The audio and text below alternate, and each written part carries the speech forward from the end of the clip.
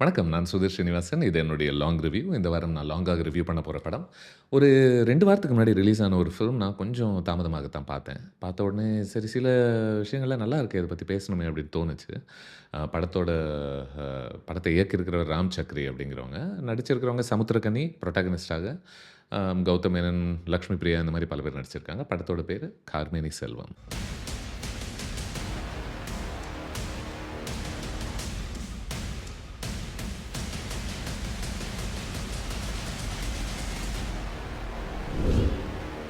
கார்மேனி செல்வம் பார்த்த உடனே என்னுடைய ஃபர்ஸ்ட் இன்டென்ஷன் வந்து ஓவரால் அத பத்தி யோசிச்சுட்டு இருக்கும்போது, ஒரு ஸ்வீட்டான ஒரு ஃபில்ம் தான்ல. அப்படிதானே இருக்க முயற்சி பண்ணுது எப்படியா இருந்தாலும்.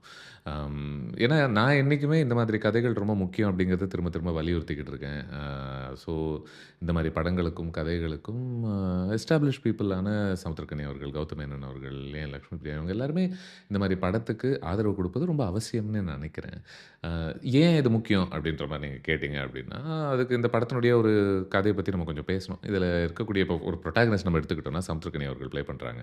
அவர் தான் செல்வம் அப்படிங்கிற ஒரு டிரைவர்.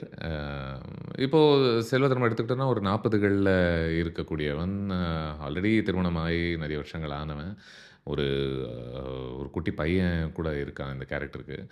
இந்த படத்தில அவனுடைய ஒரு ஆசை என்ன அப்படின்னா, இப்போ ஒரு ஒரு ஆர்க் இருக்கணும்னு சொல்லுவாங்கல்ல ஒரு புரோட்டாகனிஸ்ட்க்கு. அவன் அவன் அவனுக்கு என்ன அவனுடைய ஆசை, வாட் டஸ் ஹி வாண்ட் அப்படின்னா, இந்த படத்தில ஒரு அவனுக்கு என்ன வேணும்னா, கொஞ்சம் இன்னும் கொஞ்சம் குடும்பத்துக்கு சப்போர்ட் பண்ண முடியணும். பண பிரச்சனை இல்லாம இருக்கணும் அப்படின்ற ஒரு இடத்துக்கு அவன் நகர முயற்சி பண்றான். இதுதான் பெரும்பாலானவங்களுடைய பிரச்சனைன்னே வச்சுக்கங்க. அம் இந்த படத்தில வில்லன் அப்படின்னு நம்ம யோசிச்சோம் அப்படின்னா, யாரா இருக்காங்களா? யாரும் கிடையாது. ஸ்பெசிஃபிக்கா. அண்ட் இந்த கதை வந்து இந்த ஒரு இயல்பு நிலைய தாண்டி, பல கதைகள் இந்த மாரி இடங்கள்ல ஆரம்பிக்கும். பல படங்கள்ல. இங்கேருந்து ஆரம்பிக்கும். ஆனா திடீர்னு பார்த்தோம்னா, குடும்பத்த கடத்துறதுக்கு ஒரு ஒரு பஞ்ச் ஆஃப் கிரிமினல்ஸ் வந்துருவானுங்க. இல்லன்னா ஒரு மாஃபியா எங்கேருந்தோ வந்துரும். கொலைகள் நடக்கும். இந்த மாரிலாம் நடக்கும்ல. அதுக்கப்புறம் ஹீரோ போய் அடிச்சு, துவைச்சு காப்பாத்தி இந்த மாரியான ஒரு ஸ்பேஸ்ல தான் நம்ம பெரும்பாலான படங்கள பார்த்துருக்கோம். பட் இந்த ஃபில்ம் வந்து அந்த மாரி இடங்களுக்குலாம் போகல. இது கடைசி வரைக்கும் அது அந்த ஜோன்லயே தான் இருக்கு. ஆம் ரொம்ப கன்டெய்ன்டான ஒரு கதையாக இருக்குல்ல. ஏன்னா சட்டுன்னு நம்ம இது எல்லாத்தையுமே ஒரு ஸ்மால் ப்ராப்ளம்ஸ், ஸ்மால் ஃபில்ம் அப்படின்ற ஒரு லேபிள்ல தான் நம்ம இத அடைச்சு வைக்க முயற்சி பண்றோம். அம் பட் பட் இந்த மாதிரி பிரச்சனைகள் அவ்வளோ சின்ன பிரச்சனைகளா? அப்படின்ற ஒரு கேள்வி நமக்குள்ளேயே எழுப்புதுன்னு நெனைக்கிறேன். ஸோ ஓரளவுக்கு இந்த இயல்பான கதைகள் சொல்லும்போதுல்ல, சிக்கல் எங்க வருது அப்படின்னா, இப்போ ஒருத்தன் வந்து சில ரூ. 1000 கடன் வாங்கியிருக்கான். அத அவன் எப்படி திரும்ப குடுக்க போறான்ற ஒரு பிரச்சனையில இருக்கான். ஆ ஒரு வேலை போயிருச்சு. அடுத்த வேலை அவன் தேடிக்கிட்டே இருக்கான். குடும்பத்தில அசிங்கப்படுறான். புருஷன் பொண்டாட்டிக்குள்ள சண்டை வருது. இந்த மாரி பிரச்சனைகள்லாம் பேசும்போதுல்ல, நீங்க மொமெண்டம் எங்கிருந்து வரப்போகுது உங்க கதைக்குள்ள? ஆ அந்த சினிமேட்டிக் டிராமாவ எப்படி உருவாக்குவது? இதெல்லாம் தான் இந்த மாரி கதைகள்ல ரொம்ப கஷ்டமான ஒரு விஷயம். வெற்றி படங்கள் அத ரொம்ப சக்சஸ்ஃபுல்லாக அந்த அந்த எமோஷனல் டிராமாக்குள்ள நம்மள ஆழ்த்திரும். அத செஞ்சிர முடியும் அந்த மாரி படங்களால. இப்போ இந்த ஃபில்ம் ஃபார் எக்ஸாம்பிள் எடுத்த உடனேவே நான் இன்ஃபாக்ட் என்ன நெனச்சேன் அப்டின்னா, இது ஒரு 2 புரோட்டகனிஸ்ட் ஸ்டோரி போல இருக்கு. இது அறிமுகமான விதத்த பார்க்கும்பொழுது, கௌதம் மேனன் அவர்களுடைய ஒரு பிரசன்ஸும் இருக்குல்ல. இப்போ அவங்களும் சமுத்திரக்கனி அந்த மாரி கதை போல இருக்கு அப்டின்னு நம்ம நெனைக்கிறோம். அப்டி இல்ல. அது செல்வம் சார்ந்த ஒரு கதையாக தான் இருக்கு. செல்வம் சார்ந்த கதையாக இருந்தாலும், மேபி ஸ்ட்ரக்சர்ல ஏதோ விளையாடுவாங்களோ அப்டின்னு யோசிக்க வச்சது. ஏன்னா, எடுத்த உடனே அவர் ஷார்ஜா அப்டிங்கிற ஒரு ஊர்ல அவர் இருப்பதாக நமக்கு இந்த படம் சொல்லுது. அதுக்கப்புறமா ஃப்ளாஷ்பேக் அப்டின்ற ஒரு ஸ்பேஸ்க்குள்ள போய் அ தமிழ்நாட்டுக்குள்ள ஒரு சின்ன டவுன்ல அவருடைய கஷ்டங்கள் என்னன்னு காமிக்குது. ஸோ நம்ம என்ன நினைப்போம், இப்போ ஒரு கான்ஸ்டன்ட்டா ஒரு பேரலல் நரேட்டிவ் மாதிரியான ஒரு விஷயம் ஒண்ணு நடக்குமோ அப்டின்னா, அகைன் நாட் ரியலி. இந்த படம் the majority of the film வந்து அந்த ஃப்ளாஷ்பேக்ல நடக்கக்கூடிய சம்பவங்கள் சார்ந்தது தானே ஒழிய, அ ஷார்ஜால அ இவருக்கு நடக்கக்கூடிய சம்பவங்கள பொறுத்த படம் கிடையாது. ஐ திங்க் எனக்கு இந்த படம் வேற ஒண்ணு என்ன ஞாபகப்படுத்துச்சு அப்டின்னா, அ ஒருத்தனுக்கு வந்து ரூ. 1,00,000 ரூ. 2,00,000 கடன் குடுக்கணும் அப்டின்னா தான் பிரச்சனைன்னு கிடையாது. ஒரு ரூ. 5,000 குடுக்கணும் அப்டின்னாலும் பல பேருக்கு அது ஒரு பெரும் பிரச்சனை அப்டிங்கிறதெல்லாம் மறுபடியும் நமக்கு ஞாபகப்படுத்துது அப்டின்னு நெனைக்கிறேன். என்ன இந்த செல்வம் வந்து ஒரு ஃபைனான்ஷியல் மெஸ்க்குள்ள போறான்ல. கொஞ்சம் கொஞ்சமா ஒரு கடன் வாங்கி இல்லாத காச செலவழிச்சு ஒரு பெரிய பிரச்சனைக்குள்ள மாட்டிக்கிறான். அந்த போர்ஷன்ஸ் கொஞ்சம் ஐ தாட் கொஞ்சம் மேபி ரெப்பிட்டிட்டிவாக இருக்கோ அப்டின்னு என்ன யோசிக்க வச்சது. ஏன்னா, கார்த்திக் குமாருக்கு பயங்கர ஒரு மாஸான ஒரு இன்ட்ரோல அவர் வந்துட்டு ஒரு பிரச்சனை ஒண்ணு பண்ணிட்டு போயிடுறாரு. அவரு வந்து உருவாக்கக்கூடிய அந்த அவர் குடுக்கக்கூடிய ஒரு டெம்ப்டேஷன் என்னவா இருக்கு? அந்த ஸ்ட்ராட்டஜி ஒண்ணு என்னவா இருக்குன்னா, நீ வந்து இல்லாத பணத்த நீ செலவழிச்சா தான் நீ பெரிய ஆள் ஆக முடியும். எல்லா பணக்காரங்களும் அப்படிதான் பண்ணிக்கிட்டு இருக்காங்க." அப்படின்ற மாரி ஒரு ஒரு விதைய விதைச்சுட்டு போயிருவாரு. ஆனா இப்போ அந்த மாரி ஏமாத்தப்படக்கூடிய மனிதர்கள் இருக்காங்களா அப்படின்னா, ஐ அம் ஷூர் இருப்பாங்க. அ ஆனா ஒருவேள அந்த வெள்ளந்தித்தனத்த பார்த்து உங்களுக்கு ஒரு பெரிய பரிதாபம் வரலன்னாலோ, இல்ல என்ன இதுக்கு இவ்ளோ இவனோட பிளான் என்னவாக இருக்கும்? இது எங்கேருந்து கட்டலான்னு அவன் நெனச்சுக்கிட்டு இருந்தான், அப்படின்ற அடிப்படை கேள்விகள நீங்க கேட்க ஆரம்பிச்சீங்கன்னா, அப்போ இந்த ப்ரெமிஸ்க்குள்ள நீங்க இறங்கி அவனுக்காக பரிதாபப்படுவது கொஞ்சம் கஷ்டமான ஒரு வேலை ஆகுது அப்படின்னு நெனைக்கிறேன். பட் ஹேவிங் செட் தட் இதில படா கோபி ஒரு கேரக்டர் ப்ளே பண்றாங்க. அவங்களுக்கு வந்துட்டு பார்த்தீங்கன்னா, பல கோடிகள் சார்ந்த பிரச்சனை அப்படின்னு சொல்லப்படுது.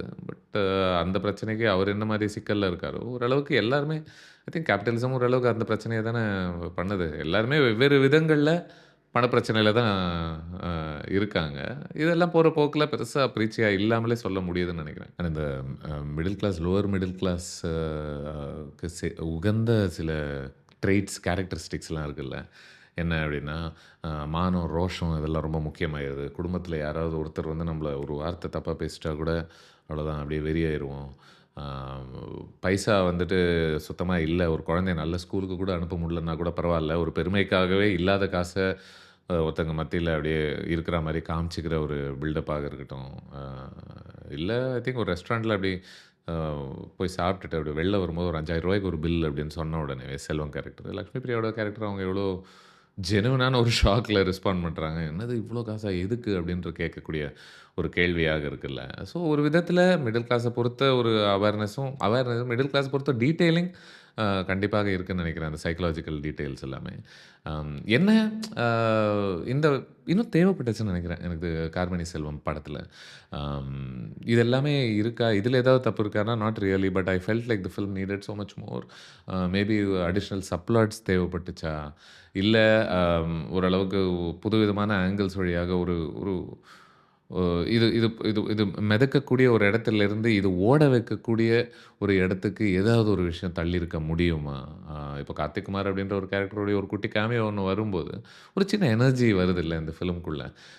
அந்த எனர்ஜிய கன்சிஸ்டன்ட்டாக இந்த படத்துக்குள்ள குடுத்துக்கிட்டே இருக்க முடியுமா? இந்த மாதிரி அ கேள்விகள் தான் இருக்குன்னு நெனைக்கிறேன். இல்லாட்டி அதர்வைஸ் என்ன ஆகுது அப்படின்னா, ஆமா அவன் மேலும் மேலும் கடன் அப்படின்ற ஒரு பிரச்சனைக்குள்ள போய்க்கிட்டு இருக்கான் அப்படின்றதும், இல்ல அவனுக்கும் பொண்டாட்டிக்கும் அதனால பிரச்சனைகள் வருவது அப்படிங்கிறத இந்த 2 பிராட் ஐடியாஸ தாண்டி ஆ ஆல்மோஸ்ட் ஒரு ஒரு 2 1/2 மணி நேரம் கிட்ட இருக்கக்கூடிய இந்த ஃபில்ம் வந்து it it needed more I think. Selvam வந்து ஒரு அப்பாவி, செல்வம் மனைவி, அவன் பையன் அவங்க எல்லாருமே ஓரளவுக்கு அந்த ஒரு அப்பாவித்தனத்தில தான் இருக்காங்க அப்படின்றத படம் ஆரம்பத்தில சொல்லுது. இன்ஃபாக்ட் அதிலிருந்து ஒரு சின்ன இன்டராக்ஷன் செல்வத்துக்கும் தன்னுடைய மகனுக்கும் இருக்கிற இன்டராக்ஷன் நான் ரொம்ப கியூட்டா பார்த்தேன்.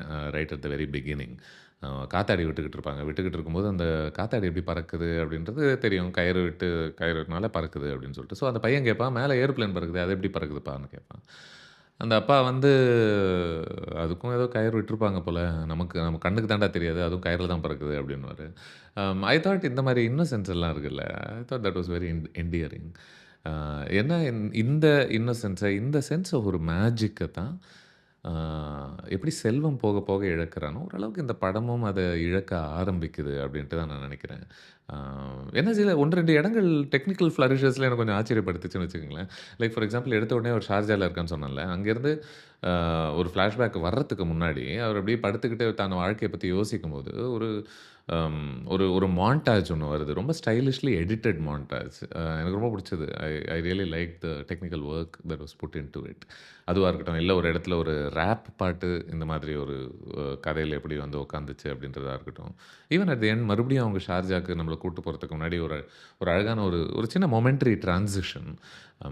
அதையுமே நான் ரசிச்சேன் அப்படின்னு நினைக்கிறேன். But as far as the narrative is concerned இல்ல. Maybe late towards the end ஐயய்யோ! மேபி திஸ் ஃபில்ம் நீட்ஸ் ஒரு ஒரு ஒரு ஒரு ஷாக்கிங் ஒரு விஷயம் ஏதாவது ஒண்ணு நடக்கணும்.